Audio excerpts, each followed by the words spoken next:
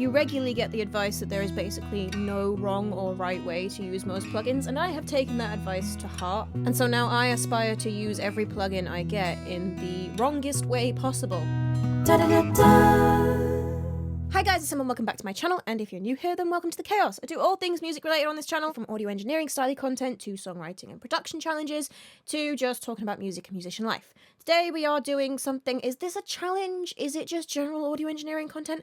I have absolutely no idea how to categorize this video. I suppose it's kind of audio engineering content, and rather than it being a challenge itself, we're going to have a little mess around again. But I want to show you a couple of things first. We're going to talk about amp sims in this video, but we're not going to talk about them in terms of what's a really great amp sim? What amp sim did I use to get a particular guitar tone? So if you were hoping for like a really techie, informative video about amp sims and different amp models and what to pick for what, you are in the wrong place, because this video is about how I have previously used amp simulators in ways that they aren't really designed for specifically, and we're going to try using it in a new way in this video that I've never tried before, because I quite often like to put amp sims on stuff that are not electric guitars. Amp simulators basically are designed to simulate amps.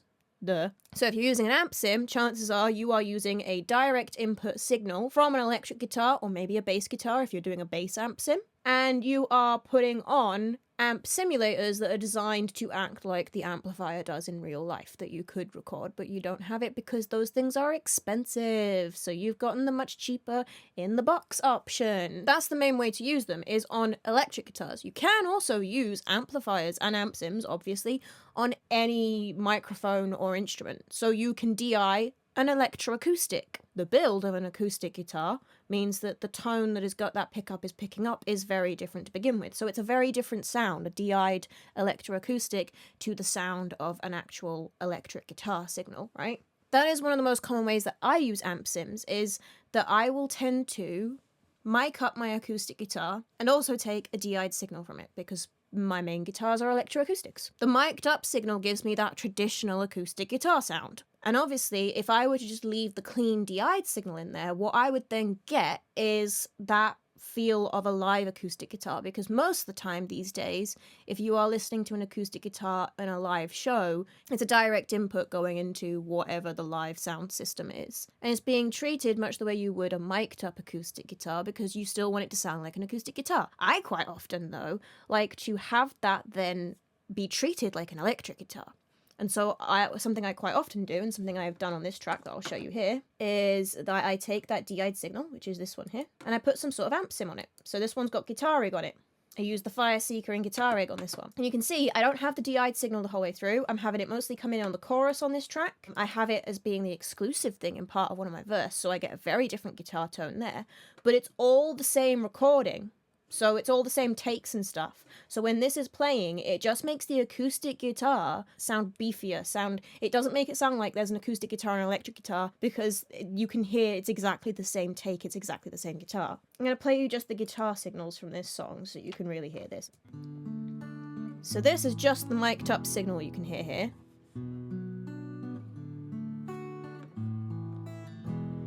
And this is that same part being played on just the DI'd signal here. I'm going to mute the strummed one so you can really hear it.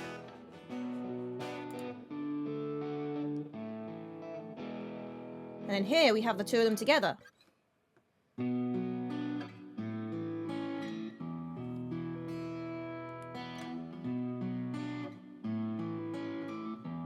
And you can hear how, because it is the same guitar part, the same take, it doesn't just sound like I've added, especially when you get it in the mix then, you'll be able to hear that it makes this just sound like I've beefed up the acoustic guitar.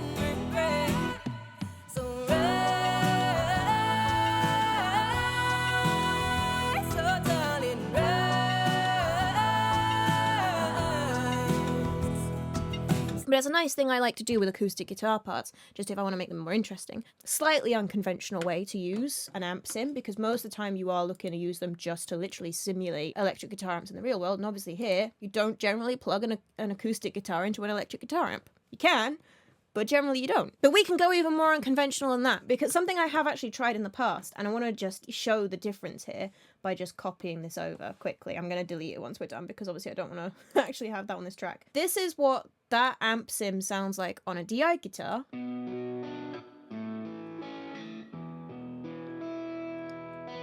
But if we were to put the same amp sim on, where's my plug guitar bus? There it is.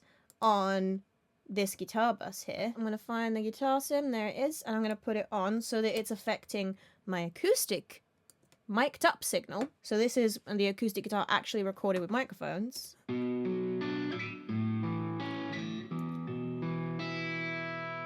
But you can hear how different that sounds, and it's something I've actually done a few times before when I've been messing around with projects. Put an amp sim onto mic'd up acoustic guitars instead of just a DI'd signal, because you get a really, really different tone that is completely different from anything you could achieve with any DI'd signal ever. Like, you're never going to achieve that exact tone with a DI'd signal. And I love doing that. It's, again, an unconventional way, but not that unconventional. All of this is not really that unconventional, because let's be honest, we're still using it on guitars. We can get more unconventional than that. I actually used an amp sim in a more unconventional way on one of my other tracks that I've been working on recently. That's what made me decide that I wanted to do this video, because I have put a lot of violin on a few of the tracks that I've been working on, because I love violin. When I was working on this track, because of the style of track it is, I'm just going to play a little bit of the intro and nothing else, because I don't want to spoil this track, but a little bit of the intro will give you a feel for the kind of track it is.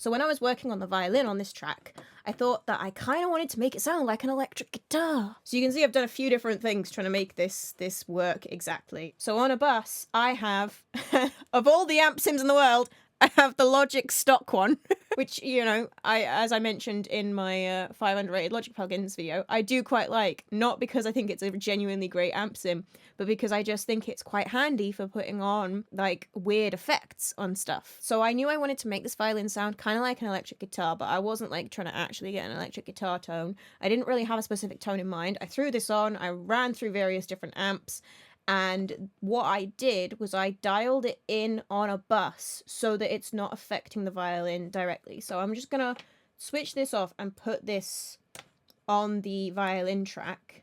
I'm gonna solo the violin track to play you this so that we don't spoil large portions of the song.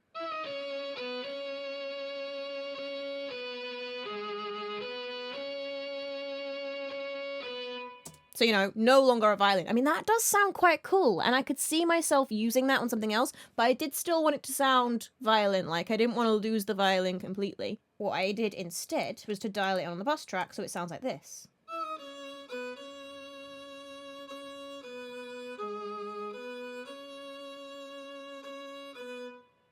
And you can hear how that gives it that bit of grittiness, that slight electric guitar feel without outright getting rid of the violin sound. And that, I think, is quite an unconventional way to use an amp sim. It's not the most unconventional way ever, because I have seen people previously who have plugged violins, electric violins, into electric guitar amps. That's the thing, people have done that before. We can do better. How can we do better, I hear you ask? Well, one thing I've never tried before is putting an amp sim on a vocal. This is the awkward part where I have to figure out what I'm going to sing into this now.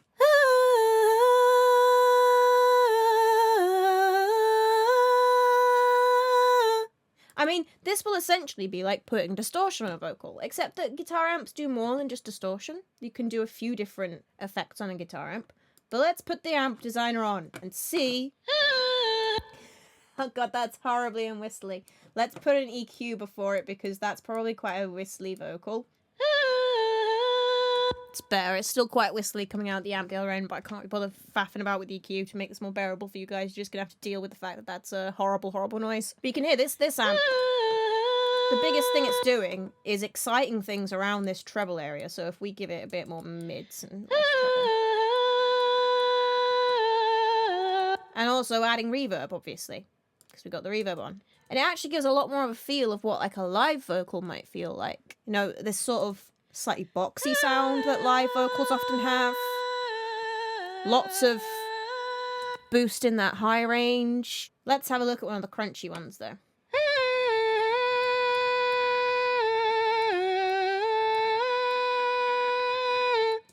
Oh, there's a horrible frequency ringing out in the middle there.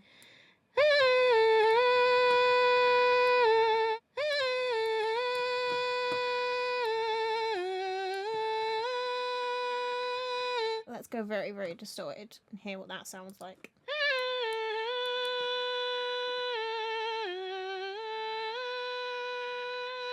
That actually feels surprisingly not that distorted to me. Let's see if we can get an even more distorted guitar than that. What's really, really... That's more like it.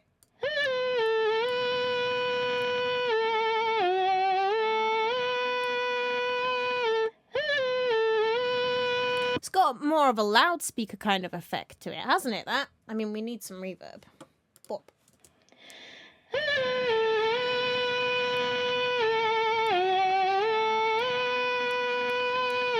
But obviously this is something I really quickly record in this room with that light breathing. This is not the setup. I usually do all my vocals in the booth, which give me a much cleaner vocal to work with.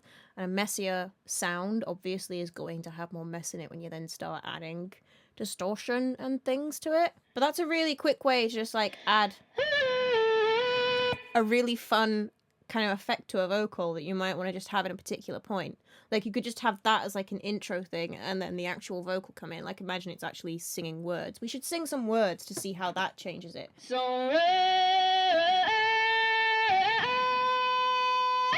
darling, okay, that's much cooler because that just makes a vocal that sounds like an electric guitar. It's the way that you get that, like what the sim is interpreting as like the strings getting hit. It's interpreting like things like the breaths and the glottal stops. Because when I do that, rise, I glottal stop it to get that break. Instead of going, rise, I go, rise. And it's interpreting those as like string hits.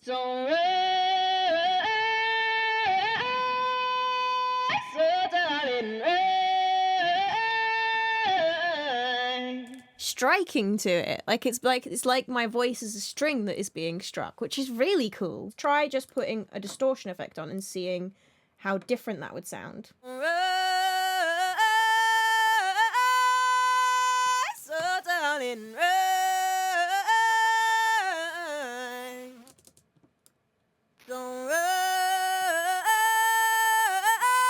Can hear that sounds completely different. Let's try it with a different type of distortion, just a regular old distortion. So darling,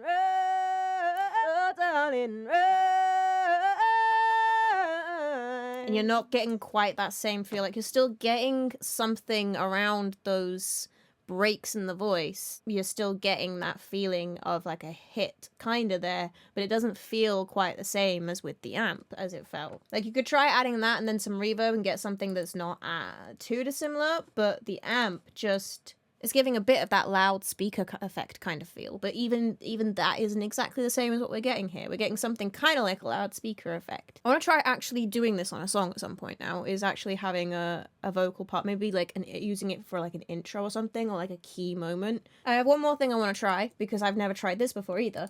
I haven't tried putting it on any sort of software instruments. Now obviously, most of the software instruments, they're just samples. But you can also get synthesized instruments. So I specifically want to try putting this on a synthesized instrument rather than just a sampled instrument. So I'm going to bring up one of the synthesizers. Let's just quickly give it some MIDI to play with. Stick an amp on you. What's this going to do? Ooh, even that's just quite cool, because it's just... Is that all the reverb doing that, or is... No, a certain amount of that is just it going through the amp. Let's put one of the crunch ones on. What do you sound like? Okay, so this is essentially just like using distortion on a synth for the most part here. It's just some distortion and some reverb, basically.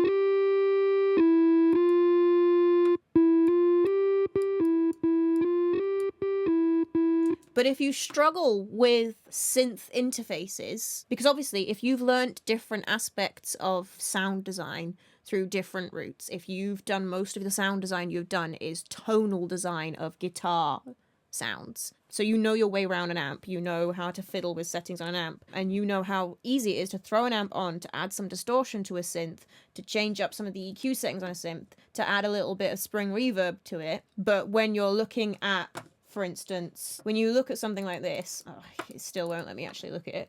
But if you look at something like this, there's loads of settings in here that if you're not familiar with synthesizers as much, they're really quite confusing to get your head around. There is a lot to learn to understand them well. But essentially what a lot of these different knobs are doing, some of these knobs are literally just adding an EQ filter to something. Some of them are literally just adding some distortion to it. So if you get a basic synth sound that you really like and you just want to add some basic effects but you don't really know your way around a synth interface as well, then using a more amp-based interface, you can achieve the same effects. Let's see if it sounds really different with the really distorted. Where's the brown one again? Again. This is more like just literally putting a bit crusher on a synth.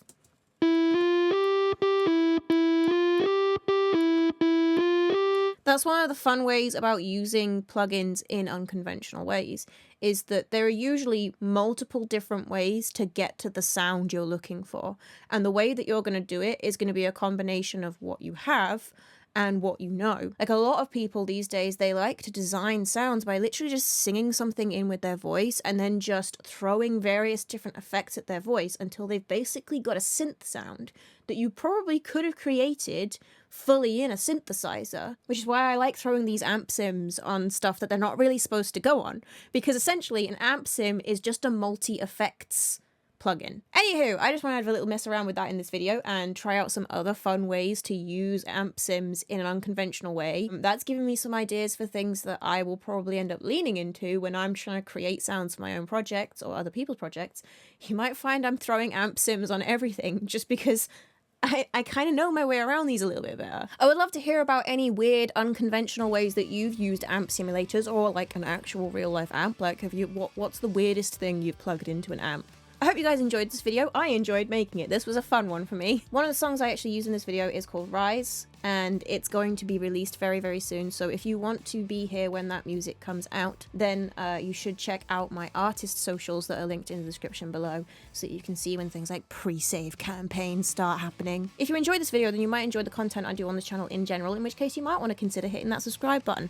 But I know that that is a big decision to make, so do feel free to check out something else on this channel first to see if you really want to stick around or not. There'll be something recommended for you on the end screen. There's also a link down there to my Buy Me a Coffee where you can join my membership, and that gets you access to exclusive content, mostly outtakes videos from these videos, or you can just send me one-off little tips to say cool video mate. Okay, that's all for today's video. I'll see you guys next time with another cool music related video of some sort. Bye.